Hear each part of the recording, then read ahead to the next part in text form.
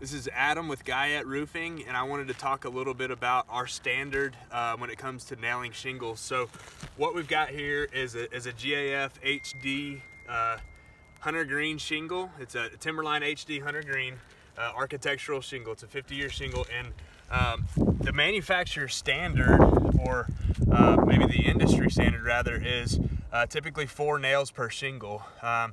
To take it a step above and beyond, we use 6 nails per shingle. That prevents sliding of shingles, and it just makes sure that the shingle is fastened tightly. Another thing that it's important to note is nail placement.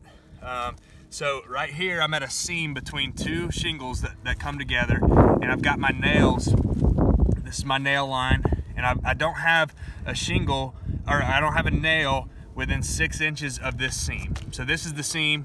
What's gonna happen is the water's gonna roll down the shingles, and if there's a nail hole, within that 6-inch mark of this seam, the water's gonna find that. It may not be within the first year or 2, but it's gonna find it over time. So what happens is you get a lot of micro leaks in the roof simply because of bad nail placement. So our standard is 6 inches from the seam with a nail.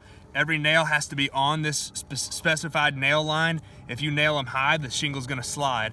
If you nail them low, there's gonna be a leak because the nail hole's gonna be exposed. So 6 nails per shingle. Again, nail spacing 6 inches from the seam.